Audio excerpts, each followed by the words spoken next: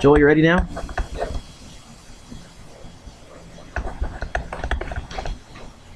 Answers. You sure you're ready now? Okay. Number 1 says find the magnitude of the electrical force between the two charges. So electrical force is K Q1 Q2 over R squared. K is 9 times 10 to the 9th. What's the charge right here? It's -5, but I do not, for forces and fields, I don't put negatives and positives in. So I put a 5 times 10 to the, oh, it's micro, -6. Charge Q2 is 3 times 10 to the -6. All divided by, the total distance here is 1.5 plus 0.85 is 2.35 squared, yeah? This is going to be the force between the two charges. 9 times 10 to the 9th times 5 times 10 to the -6 times 3 times 10 to the -6. Divided by 2.35 squared. You get 0.0244454. Yeah, 2.4 times 10 to the -2.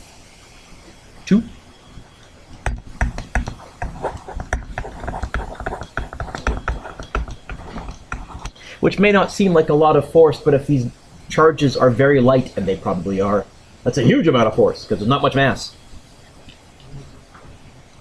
B. Find the electric field, magnitude and direction at location A. Okay, to do that, I'm going to find the electric field from charge 1, and I'm going to find the electric field from charge 2, magnitude and direction. And then in what we call the principle of superposition, that's the fancy way for saying, they're going to overlap and atom vectorially. The electric field is KQ over R squared, but it's going to be R1, R1. It's going to be 9 times 10 to the 9th. Again, electric field, it's a vector. I don't put a positive or negative in for the vector. I decide the direction. 5 times 10 to the -6 divided by 1.5 squared.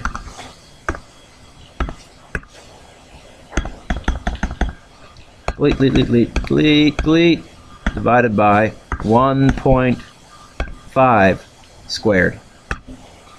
20,000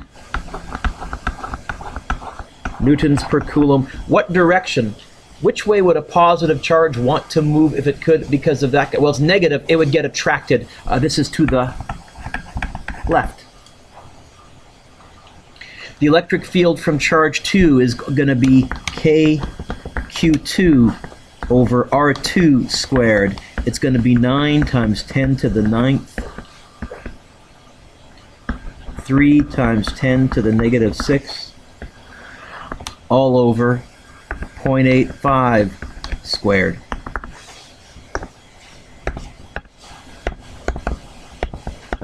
Change that to a 3, change that to a 0.85 squared. You get 37,370. 37,300, I'll go extra sig fig, so it's not my final answer, newtons per coulomb. What direction? Well, which way would a positive charge right there want to move? Because this is positive, like charges repel, it would also get pushed to the left. So I have 20,000 to the left plus 37,000 to the left. I think these two I just add them up and the answer is going to be to the left. I don't need to go bigger minus smaller because there's no different directions.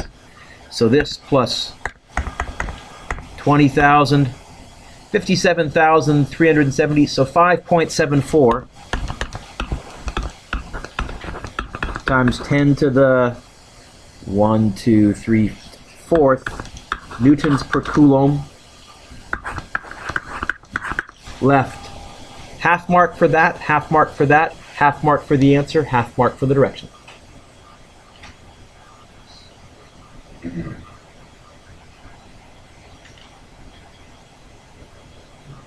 C.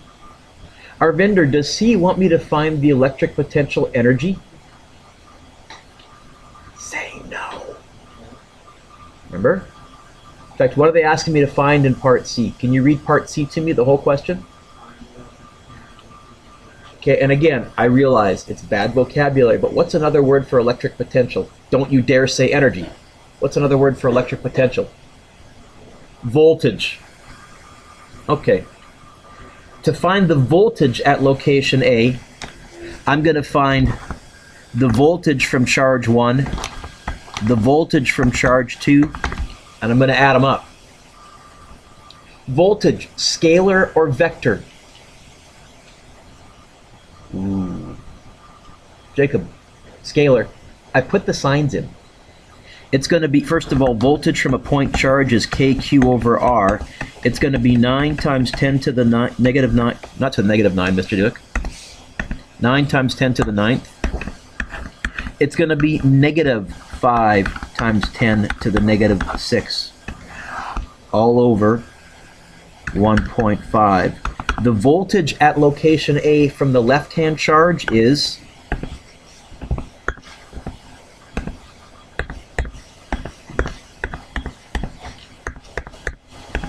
negative 30,000 volts. No direction, it's a scalar. The voltage from charge 2 is going to be kq2 over r2. This is going to be r1 and r1. It's going to be 9 times 10 to the 9th, positive 3 times 10 to the negative 6, divided by 0.85.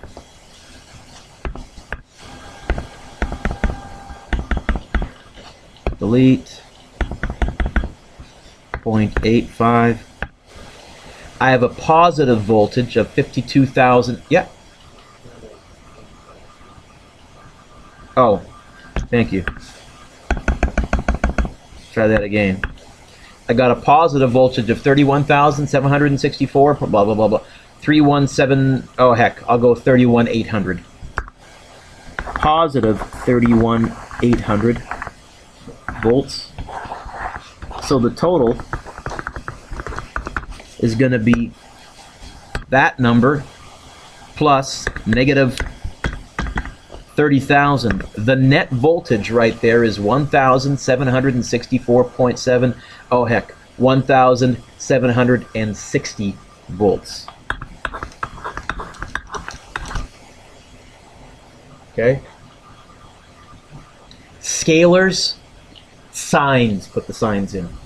Forces and fields, forget the signs. Or if you're thinking about it on your formula sheet, hey, the top row, don't put pluses and minuses in. Everything else you sort of do. Turn the page. Oh, I probably give a half mark for that, a half mark for that, and then 1 mark for the answer. Number 2, they want me to find work. Now, in Physics 11, we would have said force times distance. Yeah, I can't do that. Instead, it's going to be change in potential, change in kinetic, although since we're moving it, I'm pretty sure we're starting and ending at rest. Unlike number 3.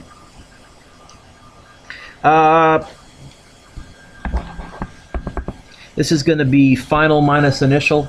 It's going to be K Q1 Q2 over R final minus K Q1 Q2 over R initial. It says we're starting from an extremely large distance away. What am I really suggesting? That the initial distance is how far away? Yeah, infinity, which means how much energy did we start out with? We defined relative to 0 at infinity. I can actually go, donk.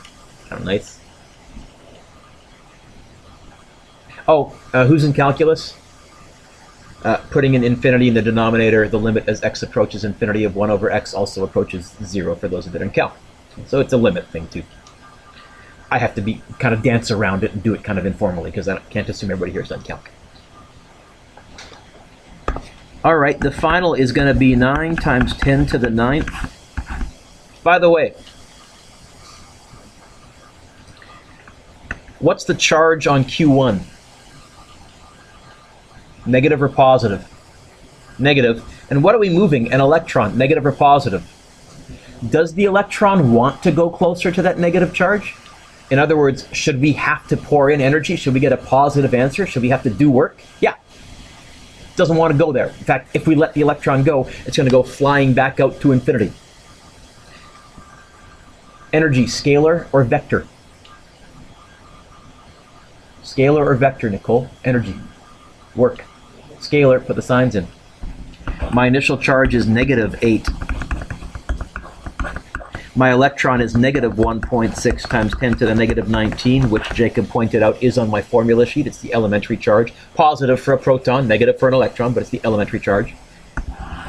Divided by 0.15. How much work will it take? 9 times 10 to the 9th times negative 8. By the way, what is a negative times a negative? Hey, I'll get a positive answer. I do have to do work.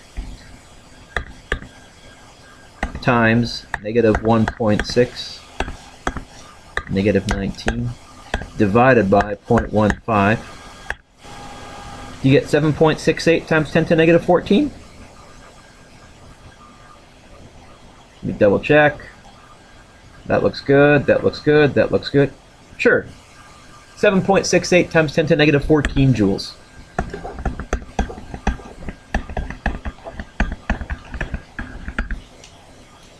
Doesn't sound like much work. Maybe it is. Well, no, the electron's got a lot of energy because it doesn't have much mass.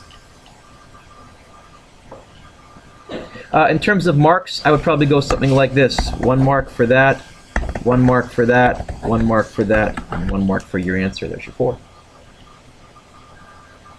Let's reverse the question. Arvinder, instead of moving something out from infinity and pushing it closer and closer and closer, let's start out with 2 positive charges. Let's have little invisible angels hold this one in place, and we're going to let this one go. It's going to want to go shooting to the right.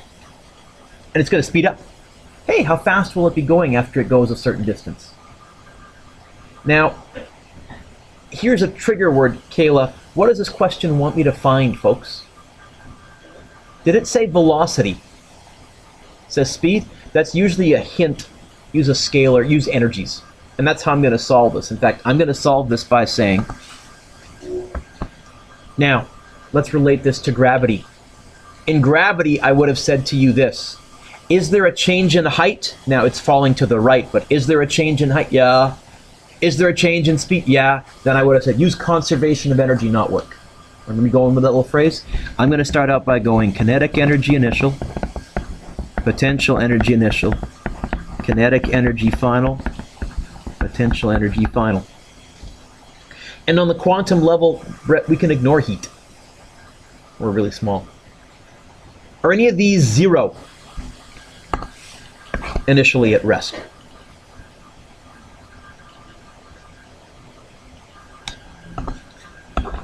Potential energy initial minus potential energy final equals kinetic energy final, because I want to find speed. K Q1 Q2 over R initial minus K Q1 Q2 over R final equals a half m v squared. I'm not going to try and get the v by itself. I think I'm going to type all this into my calculator, get a number, and then times by 2 and divide by, hey, what's the mass of a proton on your sheet? So K is going to be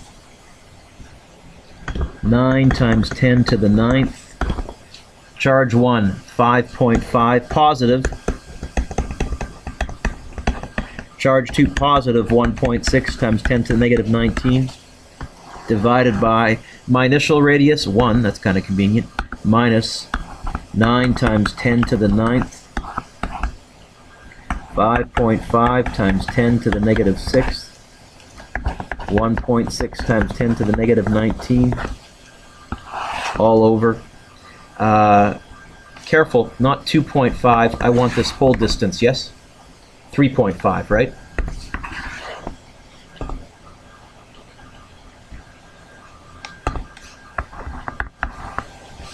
That equals a half mv final squared. Run out of room, Mr. Dueck. Well, that's okay. Calculator time. 9 times 10 to the 9th times 5.5 times 10 to the negative 6 times 1.6 times 10 to the negative 19 divided by 1. I know I didn't need to divide by 1, but 7.9. So this is going to be 7.92 times 10 to the negative 15 minus. Thankfully, I should be able to just go change that to, what was my new radius? 3.5. 2.263 times 10 to the negative 15.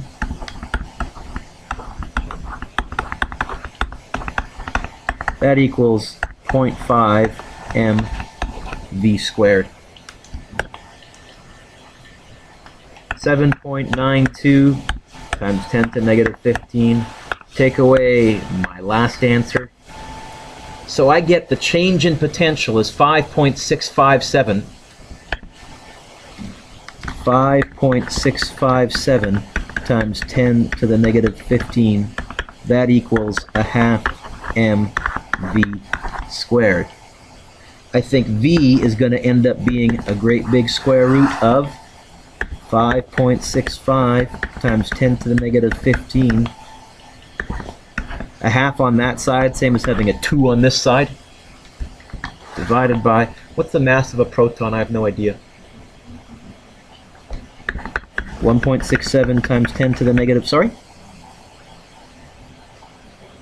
27. This times 2 divided by 1.67 times 10 to the negative 27. That's faster than, oh, square root. Faster than light, I was going to say, that's a problem. Square root. Do you get 2.6? People nodding. Times 10 to the 1, 2, 3, 4, 5, 6. It's moving pretty fast. 2.6 times 10 to the 6th meters per second. In terms of part marks for this one, 4 marks. I'd probably give you half mark for that, half mark for that, half mark for that, half mark for that. Probably give you 1 mark if I saw that you'd got the correct change in potential energy, and then 1 mark for the final answer. But if you got the final answer right, you get full marks.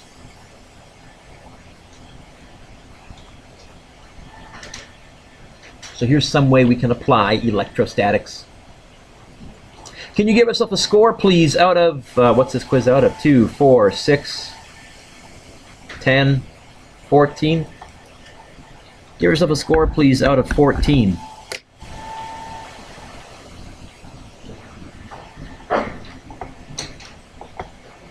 And then pass them inwards, please. Now, normally I would take questions from the homework on lesson 6, parallel plates, where we talked about the constant electric field. But today is a continuation of parallel plates. I'm actually going to do the lesson first, hoping that that might answer some of the questions you might have. And then I'll take questions on both assignments tomorrow. Okay? In fact, we're going to be spending a couple of days looking at parallel plates. Lesson 7 is parallel plate force problems. Lesson 8 is parallel plate energy problems. Lesson 8 will teach you how a TV works. But today, it's a fairly short lesson. Some neat applications, though. What we want to look at today specifically is lightning. Ready? Okay, let's jump in. Recall from last lesson, here's what we said. Yo, I'd like to start now. So from last lesson, here's what we said. Our circuit little diagram for parallel plates looked like this. We said you can charge one side positively, the other side you can either charge it negatively or just hook it up to the ground, which makes it neutral and therefore negative compared to the positive. We said that the electric field between parallel plates depended on the voltage, which you can usually just get from the battery or from your voltage source. It's not hard, you can read it. Divided by how far apart the plates are. You guys with me? Okay? With me here now. We're back? Thank you. So we said this. The electric field, which can be measured in newtons per coulomb or volts per meter is uniform, constant inside, as long as we're not near the edges. In fact, if we were to draw the electric field with electric field lines, it would look like this.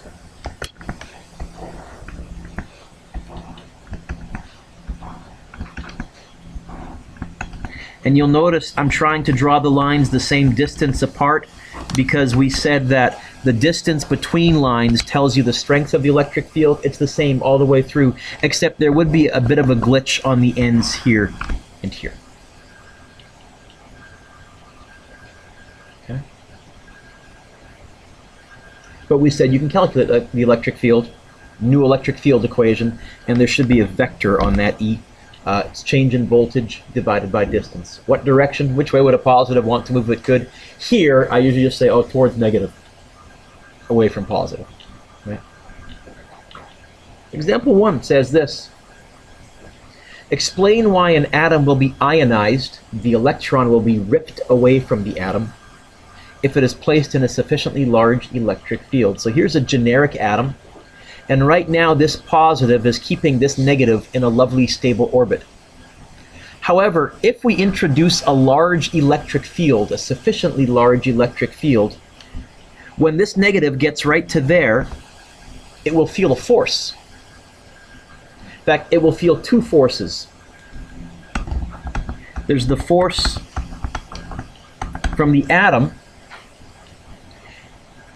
and, sorry, I shouldn't put an equal sign. There's the force from the electric field.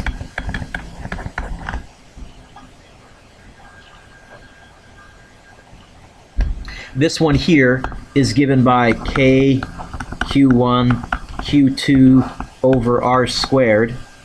This one here is given by electric field divided by the charge at that location. And Caitlin, as soon as the electric field force is bigger than the atomic force, this electron will get ripped off. We call that ionization. This atom will now become an ion. You guys have done enough chemistry to, you've seen those terms kicking around, I think, yeah? Some things ionize very easily, but what we want to talk about specifically is the atmosphere.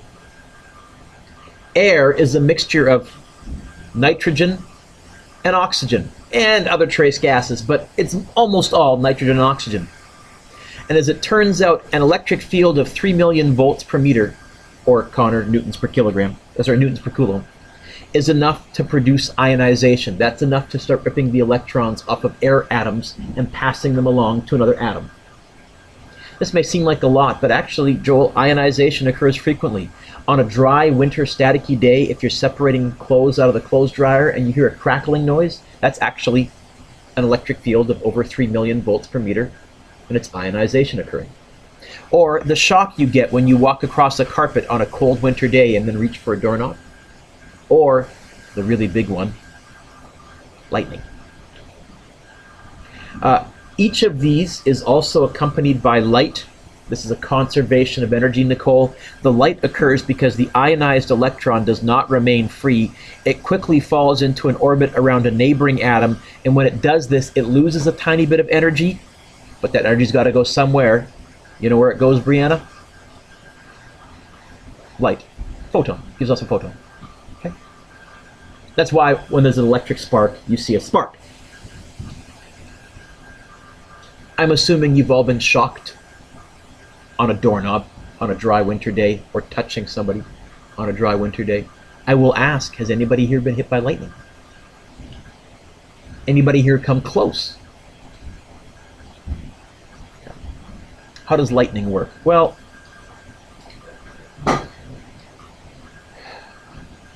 Mitchell, we can kind of think about a cloud, we can kind of imagine the cloud as though it was a flat parallel plate. They're bumpy, but not that bumpy on this large scale. They're roughly flat. And the Earth, roughly flat. So let's suppose the bottom of a cloud is charged to 2.5 times 10 to the 8th volts. Let's write that here. 2.5 times 10 to the 8th volts. Now, how does it get charged? We think it's cosmic rays, although there is still some doubt, and I'll show you a movie that's only about a year old. We're still trying to figure it out. Cosmic rays that pass through the atmosphere. How close does the ground need to be for a lightning bolt to occur?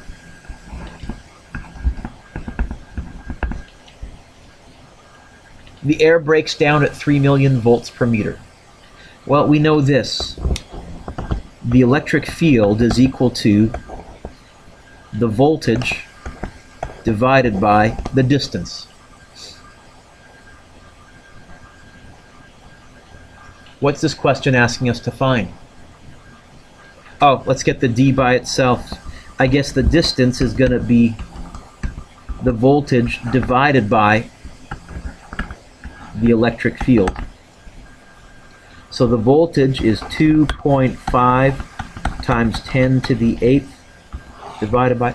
How big an electric field do we need for ionization to occur? The question tells you. Emily, how big? Air breaks down at what? Is volts per meter another way to measure electric field? Say yes. Yeah, okay, so 3 million, I think that's 3 times 10 to the 6th, right? It's a 3 with 6 zeros. Okay. How close does that cloud need to be to the ground in this particular case for lightning to occur, for an arc to jump from the cloud to the ground?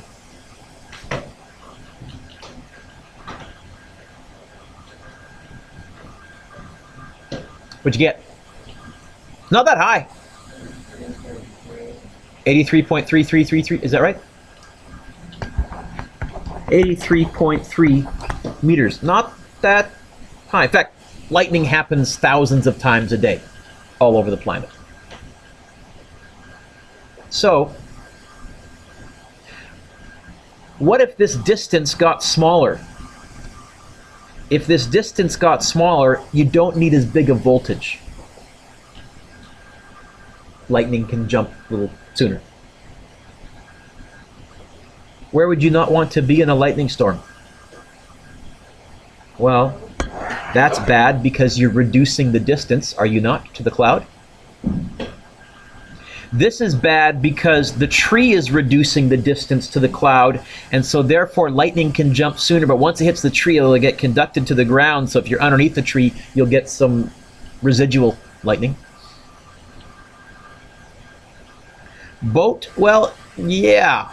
Not as much because of the boat itself, more because water is a good conductor. However, there's a very specific type of boat that's nearly a death trap in a lightning storm. A sailboat. What are masts made out of? Metal. They're lightning rods. We don't have to deal with it as much out here on the west coast. Out east, taking a couple of sailing courses. I'm hoping to buy a sailboat someday. Out east, like when lightning hits, everybody guns their motor and starts screaming as fast as they can for shore. And it's literally, I don't want to die now. Because they get the tropical lightning storms that are quite impressive. Anybody been in a prairie lightning storm? I've been told, yeah? They're quite spectacular, I've been told. I've been told that in a really, really good one, or bad one, depending on how you phrase it, you can actually read the newspaper. The lightning flashes are that consistent. So, okay. Recall, if we know the field, we can find the electric force as follows. We defined electric field as the force per charge, so I guess that means that the force electric is Q times the electric field.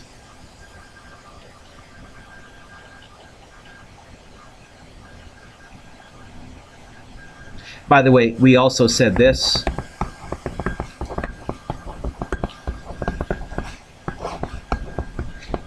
Right? But didn't we also say that electric field from a point charge was K Q over R squared? Can you see that when I combine this with a little q, I get that? It's a variation of the same equation. These are all the first line of your formula sheet, all three of them there. Okay. Electric field, it's a scalar equation. We decide the direction. Connor, how? Which way will I've never said proton. Positive charge. It's got to be even smaller than a proton. The proton has charge. I want something so small that it doesn't have its own electric field, but it's still technically positive. Okay. So, example 4. Turn the page, I think.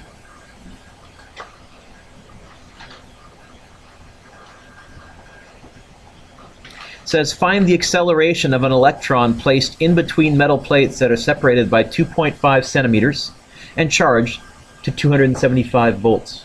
Okay. Zay, what do they want me to find? Oh, I just caught you mid-drink. What do they want me to find here? Acceleration. I'm not going to go D and V and T. I think what I'm going to do is this. F equals ma. Because there's a force. By the way, which way will this electron want to move, up or down? Think about it. Sorry? Up, yeah, oh yeah, towards the positive, away from the negative. Okay, there's a force on it. What force? Well, it's actually an electric force.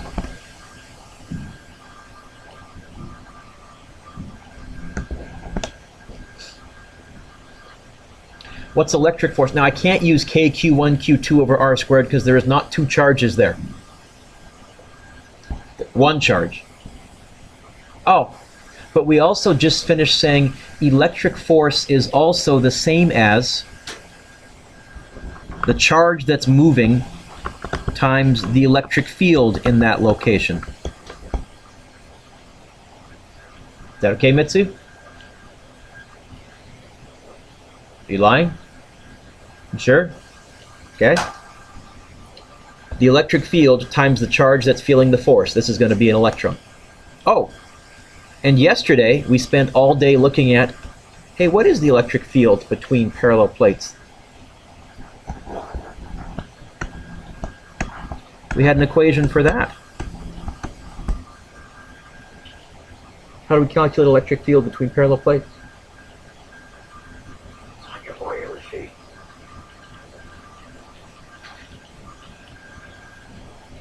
Yeah.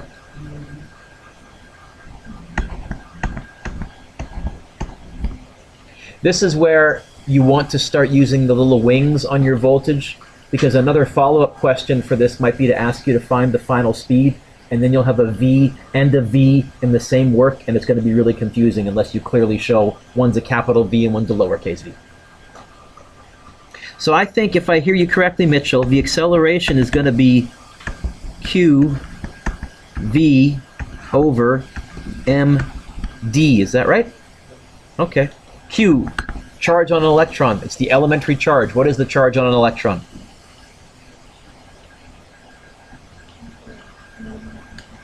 Now it's negative, but we're doing accelerate. We'll decide the direction. It's a vector. We'll decide the direction. 1.6 times 10 to the negative 19. What's the voltage that the electron is traveling through? Well, look at the diagram. How many volts? 275.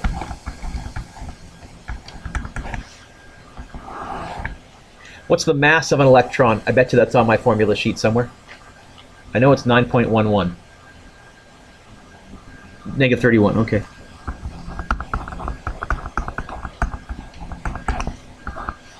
Oh, and the distance between these 2.5, oh, careful, centimeters, 0.025.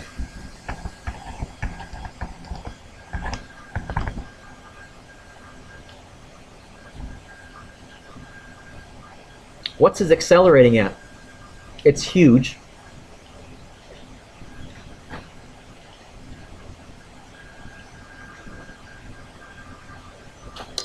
Is that right with?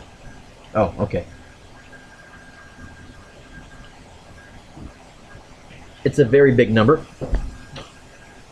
Mitsu, what'd you get? By the way, when you have your calculator just sitting there in front of everything, it's really easy for me to spot. If you're not going to do the work, at least try hiding your calculator.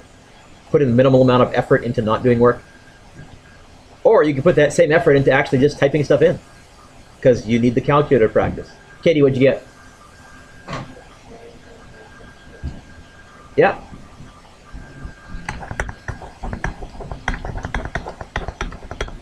Katie, units, acceleration.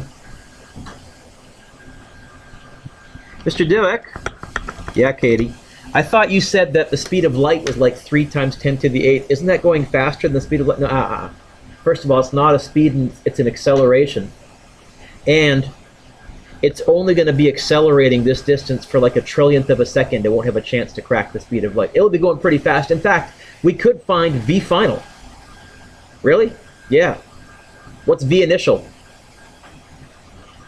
Starting from rest. Do we know D? 0.025. Do we know A? Oh, we can find V final. And it's probably going to be around 10 to the 6th or 10 to the 7th. But no, you won't be breaking any laws of the universe. You won't be going faster than light year. It's an acceleration, not a velocity. Having said that, Nicole, that's a big acceleration. That's a huge acceleration. Oh, well, let's see. 10 to the 6th is million, 10 to the 9th is billion, 10 to the 12th is trillion, 10 to the 5th, quadrillion meters per second squared. In a very famous experiment to measure the charge on an electron, scientist named Millikan used parallel plates to hold in place a charged oil drop. He weighed the oil drop extraordinarily accurately, and so he was able to, with its molar mass, know how many molecules were in there. And since he knew how many molecules were in there, he knew how many electrons were in there, and he was able then to say, if I know how many electrons, I know the total charge, I should be able to figure out the charge on one electron. He did something like this.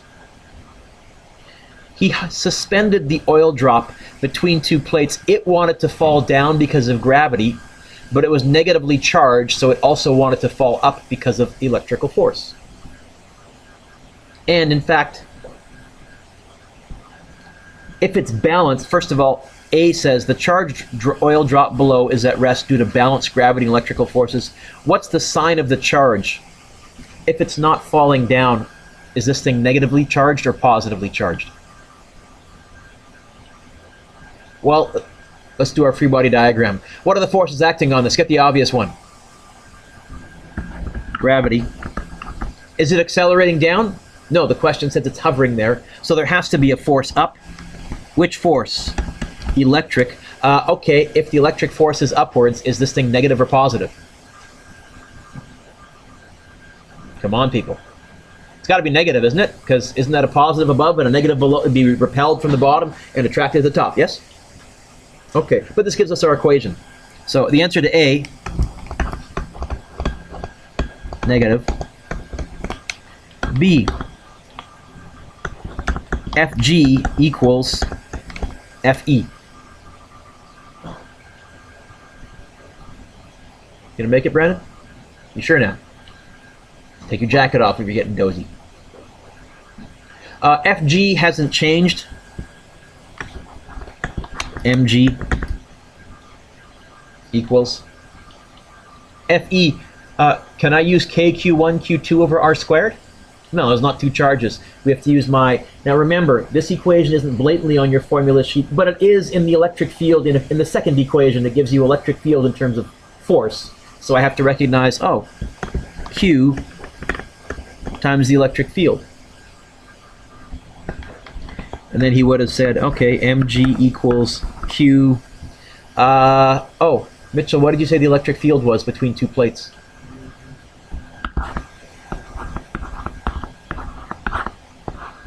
And this allowed him to get the charge by itself. Mgd over change in voltage. This was a nice method because electronically, Connor, we can control voltage very, very, very, very accurately. We've had instruments that can do that for about 100 years, fairly good.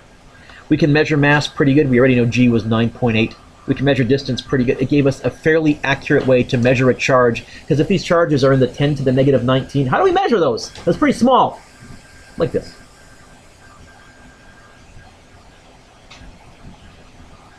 Example 6. A particle of mass that and charge, what do you think charge negative 3e is a shorthand for?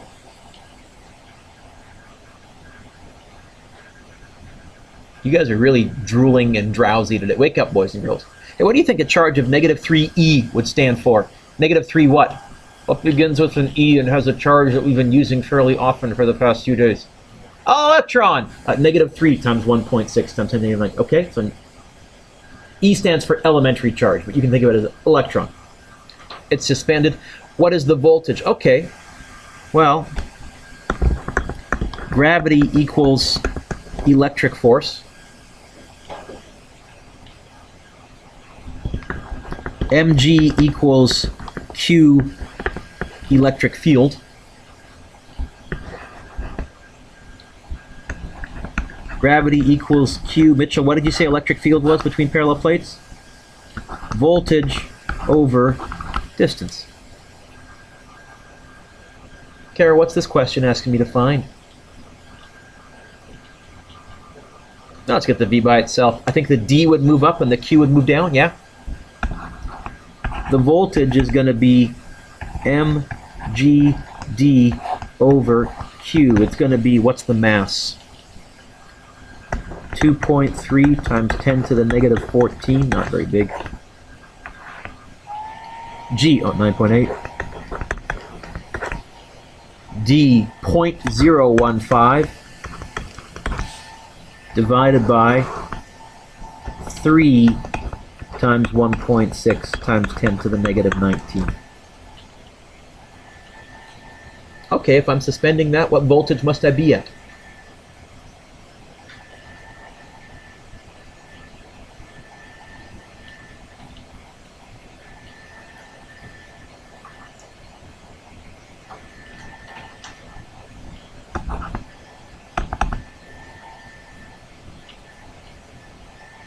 What'd you get, Brianna? 7,043? Anybody else? No? Yes? No? Should be 7,044. So 7,044. So how about this? 7.04 times 10 to the third volts. About 7,000 volts, really. Sure. So let's look at John for voltage. Okay? This is what happens to you on a dry winter day. When you're walking, you rub electrons off of the rug, you rub charges off of the rug, and they spread out over you because they want to repel each other. But once you have a big enough charge to generate or create a big enough electric field, 3 million volts per meter, they can jump the gap. We need a bit more charge. You get shocked. If you're really close, if the distance is closer, you don't need as big a voltage. The shock isn't as noticeable. But I don't know if you ever had every once in a while on a really dry, staticky day where you've been maybe 3 or 4 centimeters away from the door and it's jumped, like that'll get your attention. Or what we were doing with the Van de Graaff generator when we were jumping, what, about this far of a distance. That one hurt. So let's give John, let's see, pretty big charge. That would get your attention. Further back. John for voltage.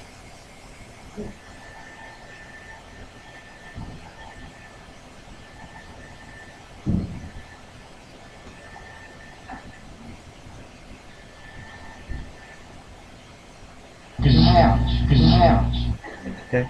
By the way, and that's really what happens. It isn't that you charge up, it's you're already charged, and as your hand moves closer and closer, right when D hits the magic number for the electric field to be enough to cross that gap, there's your shot, right there. That's what's going on a winter day.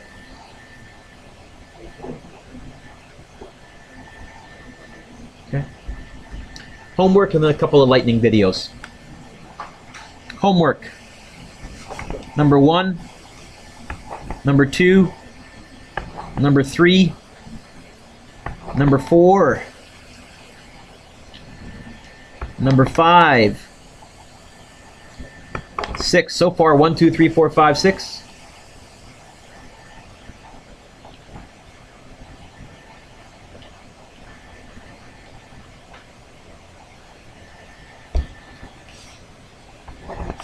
7, 8.